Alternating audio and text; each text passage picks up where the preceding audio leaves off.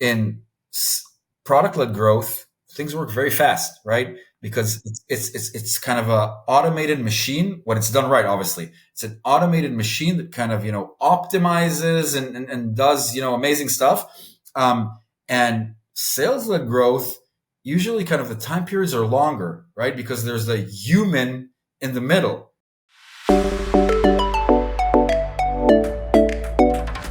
Welcome to Agents of Change, a podcast about the future of B2B marketing, featuring insights from executives at top agencies. I'm Danielle O'Neill with Leadtail. Let's hop on in. Welcome back to Agents of Change. I'm excited to have today with me Amit Bivas.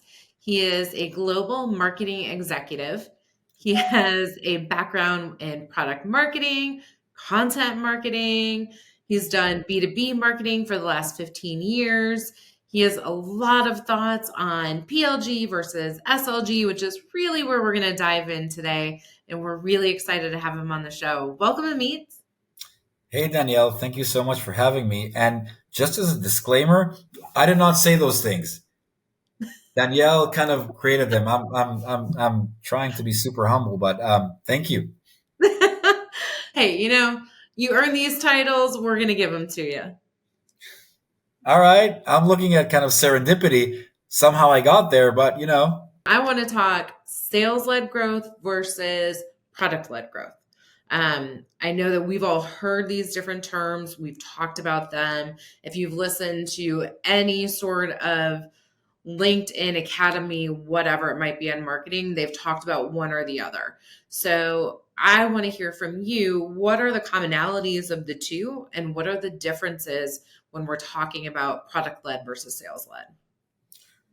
I think it's kind of, kind of self-explanatory, right? Because given the name, product-led growth versus sales-led growth. So I'll say this.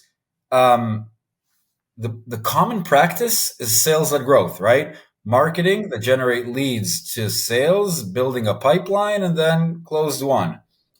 In the good case, in the bad case, closed lost. But we all want to close one. I'm with you on that. And product-led growth, I think it's now kind of really hyping, but I would argue that it's a kind of new discipline in marketing. Now, new, not talking about 5, 6, maybe 10 years. That for me is new. B2B marketing, if you think about it, it's like been there for ages. Sales-led marketing, sales-led growth, sorry. So product-led growth, to the point. Product-led growth is, you can think about it as no touch, right? So you bring in traffic, everything kind of, performance marketing, and when it's done right, optimized to the bone, so to speak. And what happens is, there's no human being there. I mean, obviously behind the scenes, but the prospect or the subject of the marketing is, working with, a kind of, with his website, with this kind of thing, and they don't need to meet an actual person at no point. And then it's an exercise of kind of data.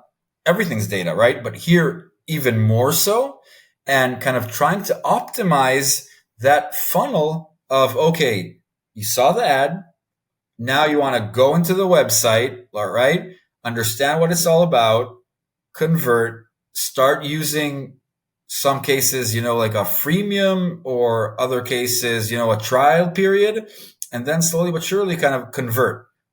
So that's kind of the thing. So back to the original question, sales-led growth, product-led growth.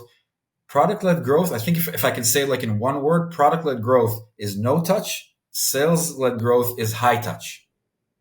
I like that. Yeah, that's a good reminder. So who orchestrates each of those then? Marketers.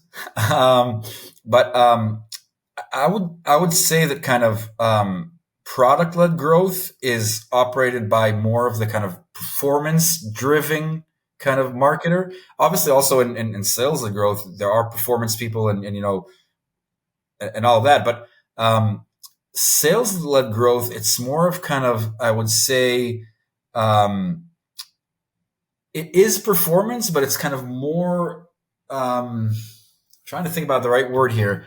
It's more of a, kind of more business savvy, less performance savvy. Now, all our business, don't get me wrong, but I would argue that it's more kind of, old school, kind of OG kind of business, right? Yeah, yeah. The old school way of doing it. 100%.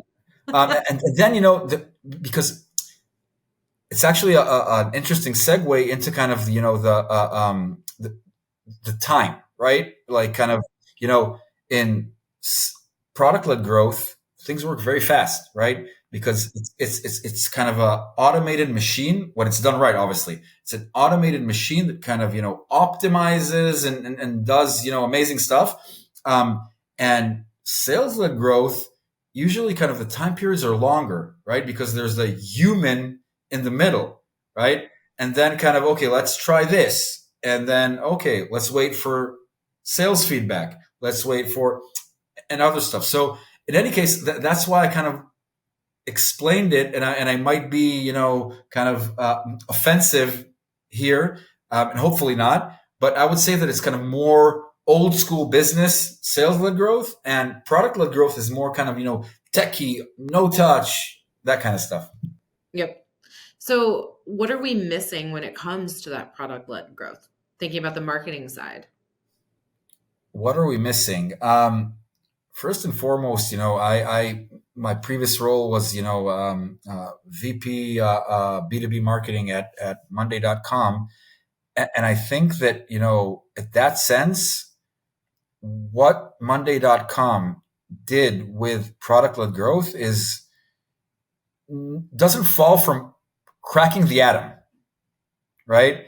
So I'm not sure I'm the right person to ask that question, because I think that, at Monday.com, it's done by far, at levels of optimization that I haven't seen. And again, my background is engineering, so I just say that, I know a thing or two about optimization.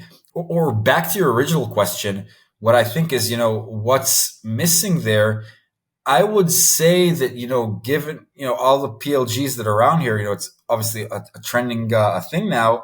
So I would say that, kind of the human factor, right? When you're sales-led growth, at some point in the funnel, a salesperson comes in and you speak with a human being, right? Product-led growth, you could, if you go through a certain kind of branch of the journey, but for the most part, you're kind of working with, with a system. And we all know, I don't know, whomever is, from my age and north of that, is that, we get so pissed off when we kind of speak with machines, right? You're waiting for that human being to speak with you. And product-led growth, way more optimal in sense of, but damn, I want to speak with a human. So do you see an opportunity to humanize the product-led side? I don't think it's an opportunity, because it's kind of the essence of each exercise, right? PLG is not having a human there. That's the whole essence of it. So, I mean, and again, that's kind of another, so to speak, segue into these exercises and kind of the evolution of the buyer, right? So OGs want to speak with a salesperson. This kind of new buyer or new user, they don't want to speak with no one.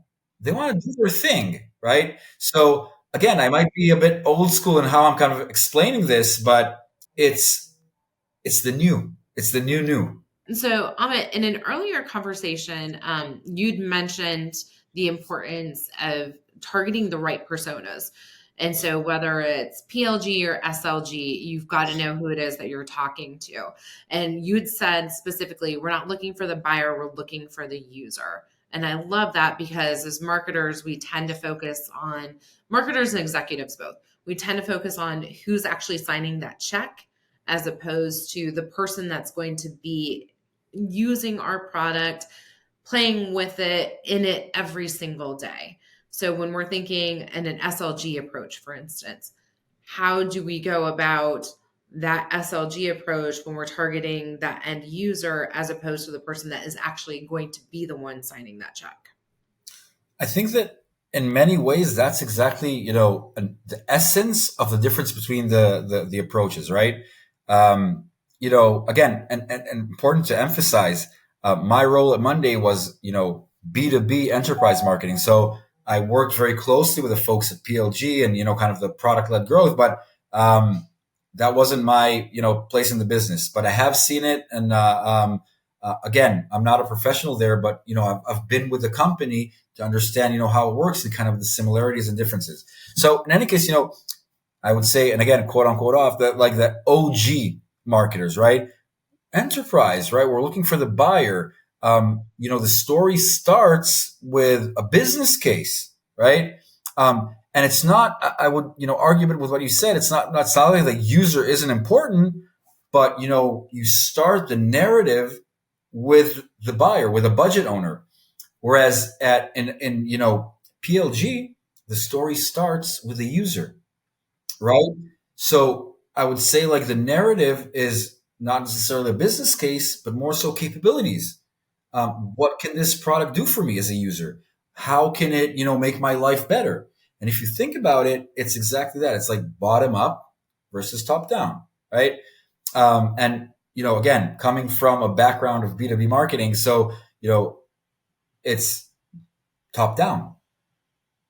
Like the user at some point will come into the picture, but I'm talking with, the CIO, the CTO, the whatever the company be, but C-suite. And then it's more of a, pure business conversation, right? In many cases, the C-suite is like an investment firm. They have their budget, right? And they're looking to get the best return on that investment. And that's the conversation. Whereas PLG, it's more of, I'm an individual contributor or I'm at whatever, but I'm kind of looking at the system. I can try it like for free, usually, play around with it. And then that kind of conversation is more about how does this make my day to day life better? And these are two different, conversations, right? So to your question, I think, that's the difference in personas, that first person you're looking to speak with. And then obviously, as marketers, we understand that usually the content journey is built around that first interaction, that first conversation.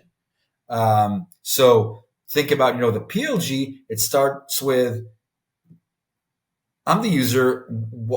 How does this help my day to day? Whereas SLG, I'm the CIO. How does this help my org? Right. Right. Yeah.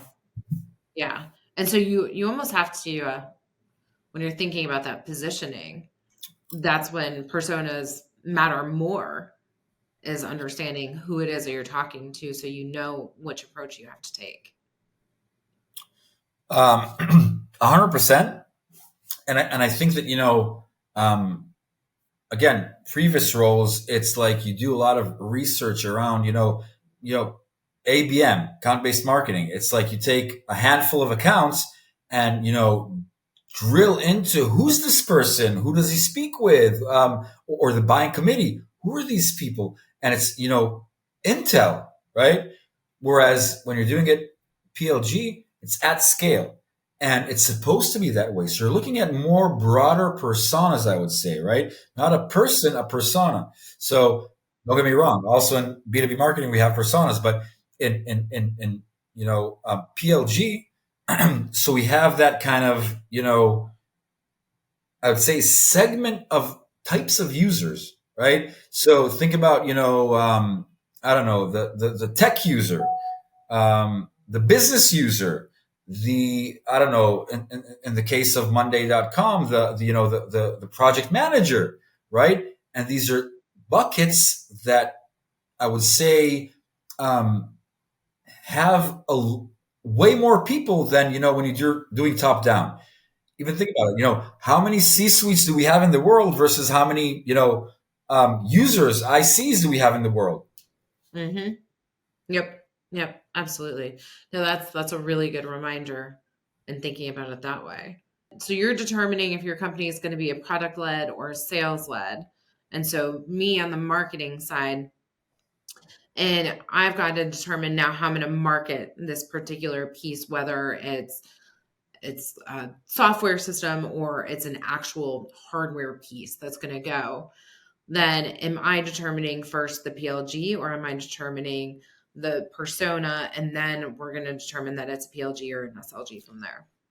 So I would argue that, the best PLG's company, the best PLG companies were incepted as a PLG company. The product was built around that.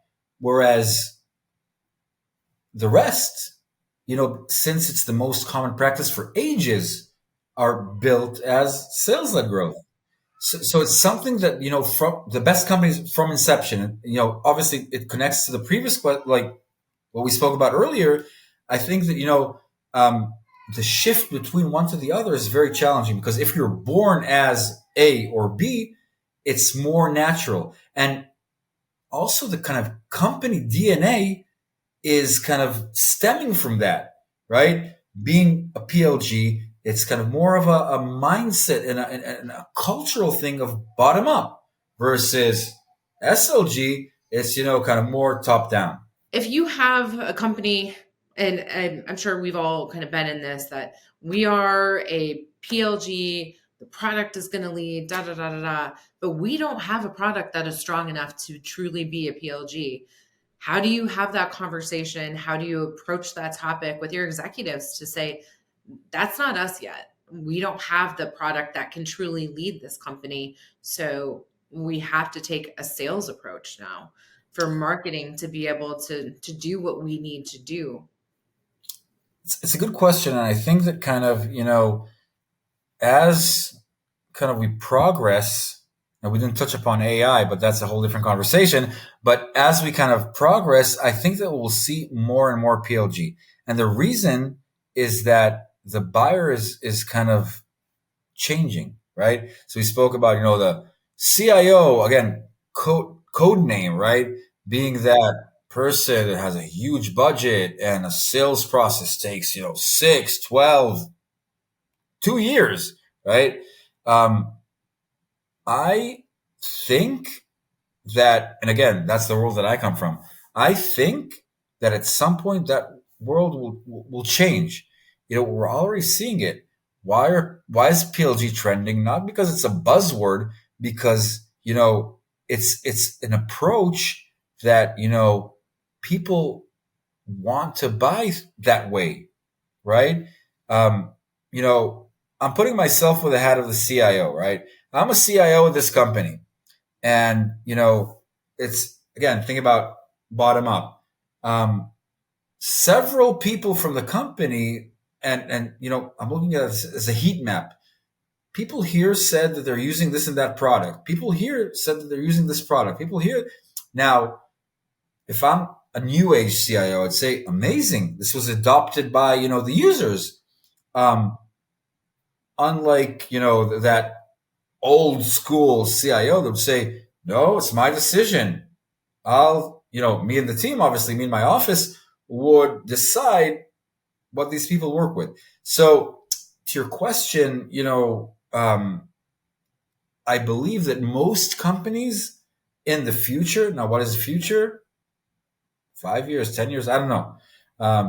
Chat GPT came out and one day kind of changed it. AI was here forever, but Chat GPT kind of made it. So there might be kind of that, I don't know, thing that will make PLG kind of a huge thing. But I would argue that if there's no kind of that boom, in a linear kind of fashion, more and more companies will become PLG.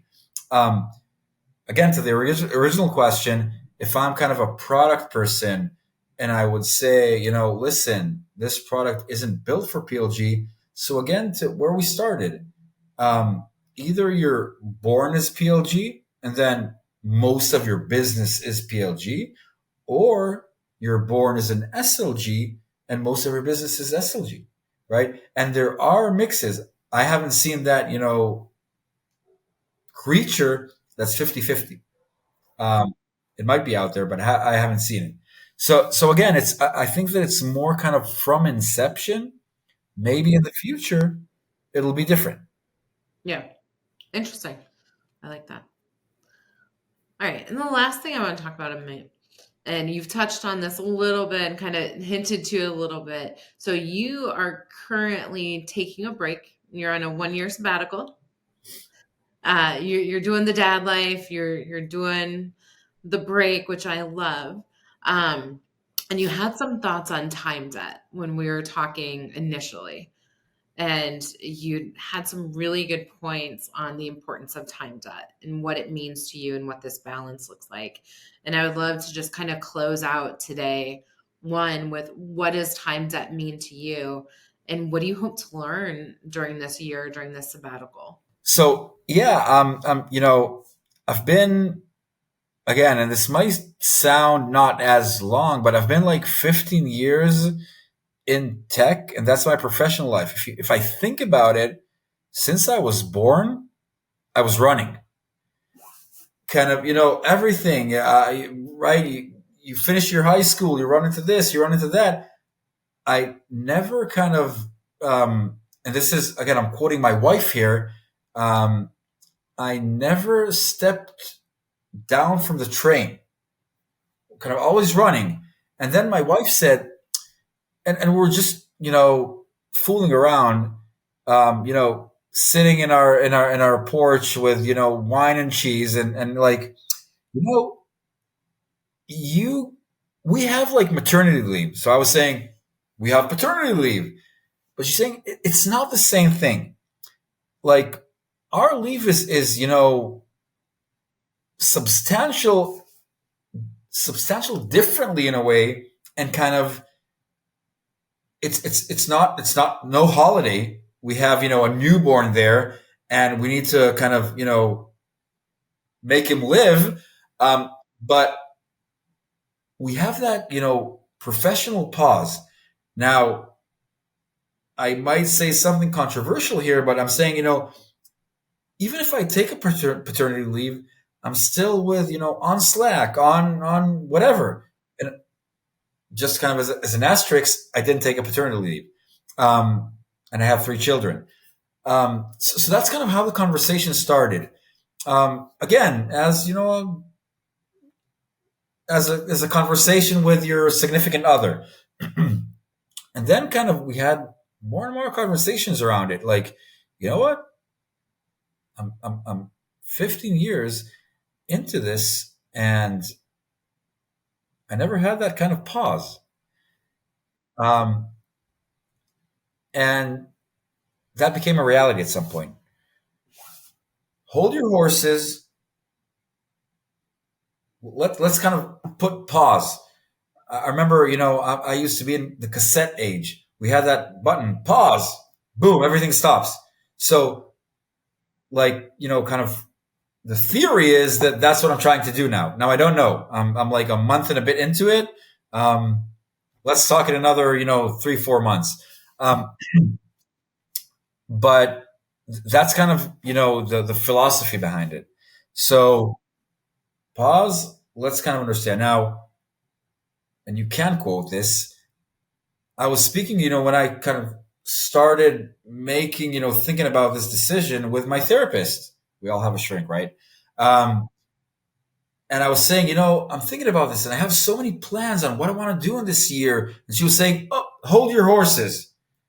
You don't want to plan things. You want to not plan things.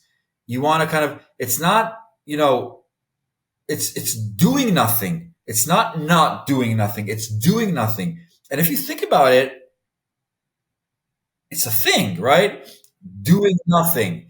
And, I'm assuming people listening to this podcast are people that, are super ambitious. They're always thinking about what do we do next? Now, try to put yourself in a place of doing nothing. I'm looking at a triangle, right? And this triangle is, your professional life, right? Building my career, your parenthood, and your relationship with your significant other. And, in an ideal world, you'd manage an even triangle. But we all know that life isn't ideal. And then, sometimes you kind of change the degrees of this triangle towards, okay, people that have had their, first child usually, put more there. Or people that, are in the beginning of a relationship would invest more. And then what happens is when life happens and you have your children and you're married or in whatever relationship you want to be, usually kind of the triangle, if the top edge of it is your career, it gets like very towards career. And then you're saying, okay, how do I balance this triangle? And so the most important thing that I'm trying to do in this in this year that I'm taking off, and sabbatical is a code name, right? It's just kind of taking a year to pause, is paying what I think is a debt to my significant other and to my children. Yep. Yep. I like that. I like that. And I think that's important for all of us to remember the different parts of our triangle, whether it's family or hobbies or whatever it is that we'd like to give more of our time to. By the way, that's a good point. The triangle could be or a square, right? Any kind of big element. And if I'm thinking about it, it might not be a triangle; it's a square because I forgot, my friends, my gang, right? Which for me was super important. But yeah, that's kind of definitely trying to balance it. And again, important to say, there is no ideal. You cannot get to that kind of balanced triangle, but you're trying to kind of optimize towards it. So for our listeners, don't expect that kind of perfect triangle. It's not going to happen, but optimize towards it Yep. And don't be afraid to take that leap. I think we need to have you back in a year and see where you are then. and have a whole like podcast around that exactly, like or a Exactly. podcast. What does a What's the year off look difference? like? Yep, exactly. Exactly. I think so. Well, with that, we will say thank you and give you back some time. And we appreciate you joining us. Thanks for having me. It's been great and enjoyed this this kind of ping pong between us. Thanks so much.